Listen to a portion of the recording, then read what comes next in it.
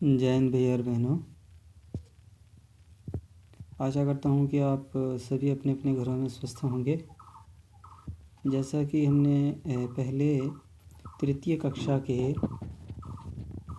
द्वितीय पाठ संज्ञा पदानी के विषय में पढ़ा था। संज्ञा पदानी के विषय में मैंने आपको बताया था कि कुछ ऐसे शब्द व्यक्ति, वस्तुओं और प्राणियों के नामों को जो संज्ञा शब्द में लिए जाते हैं। परंतु मैंने आपको एक बात और कही थी कि यह जो मैंने ऊपर लिखा था, किसी व्यक्ति, वस्तु, स्थान, गुण, भाव आदि के नाम को संज्ञा कहते हैं। ये सिर्फ मैंने आपको समझाने के लिए, सिर्फ आपको आसानी से कि ये शब्दों के विषय में पता लग जाए, मैंने तब लिखे थे ये। तो आपने यह जो अपनी जो रियल नोटबुक है, आपने उसमें नहीं लिखना है और ना ही आपने इसको याद करना है। सिर्फ और सिर्फ यह जो था आपको समझाने के लिए था। आपको मैंने कहा था कि सिर्फ आपने यह जो नाम है, सिर्फ यही आपने याद करने हैं और यही लिखने हैं। तो आज हम संज्ञा पदानी या और आपसे मैं ये आशा करता हूँ कि आपने इसको अच्छी तरह से याद कर लिया होगा। और आज हम इसके अभ्यास प्रश्न करेंगे। तो अभ्यास प्रश्न, अभ्यास एतान पुनः पुनः पठत। यह जो नाम दिए गए हैं, इनको आपने पुनः पुनः का अर्थ होता है कि बार बार आपने इनको याद करना है। तो सबसे पहला है, आपकी जो पाठ्य पुस्तक है वहाँ पर चित्र बना के उसके सामने नाम दिया गया है। जैसे हाथ का चित्र होगा तो उसके सामने लिखा है हस्तः, हस्तः यानी हाथ। छुरिका, छुरिका यानी चाकू, जो उसका चित्र बना होगा। आम्रम, आम्रम यानी आम, आम का चित्र होगा। कुकुरा, कुकुरा यानी कुत्ता, डॉग। और उसके सामने है स्थालिका, स्थालिका का अर्थ है थाली।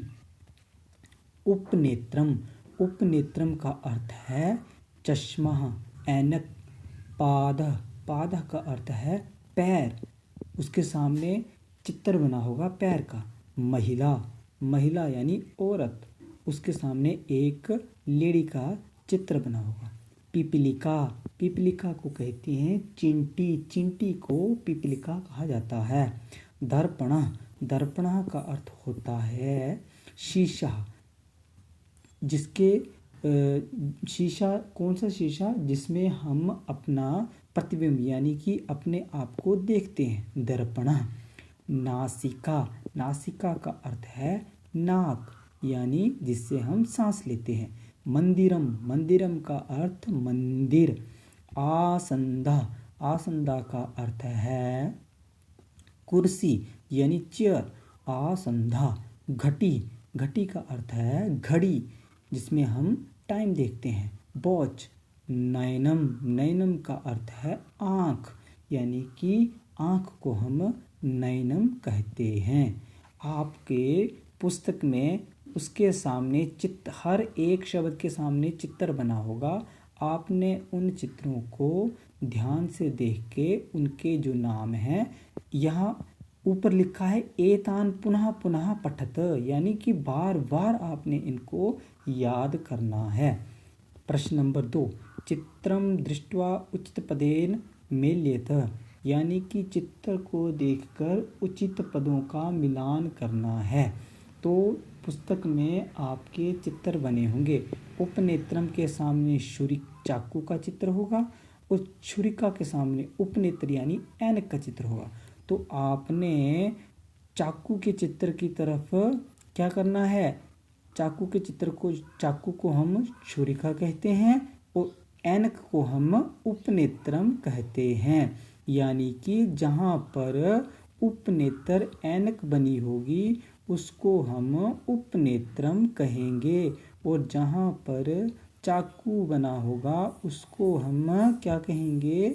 उसको हम छुरिका कहेंगे, यानी कि चाकू को हम छुरिका कहते हैं। उसी तरह से आगे कुकुरा, कुत्ते के चित्र के सामने कुकुरा को कुत्ते के चित्र के सामने लगाना है। दर्पण, शीशे को शीशे के चित्र के सामने। आसंदा, आसंदा को कहते हैं कुर्सी, इसको कुर्सी के सामने लगाना है निशान। और अश्वा का अर्थ होता है घोड़ा।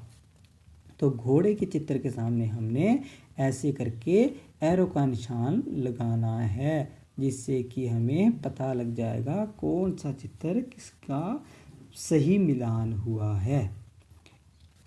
इसको आपने अच्छी तरह से इन सभी शब्दों को, इन अभ्यास प्रश्नों को भी और पाठ के जो हमने शब्द पढ़े थे इनको भी आपने याद कर लेना है, बार बार इनका आपने स्मरण करना है। और मैं फिर से बता रहा हूँ कि ये जो ऊपर संज्ञा पदानी के विषय में लिखा था, किसी व्यक्ति, वस्तु, स्थान, प्राणी, गुण, भाव आदि के नाम को संज्ञा कहते हैं, आपने इसको याद नहीं करना है।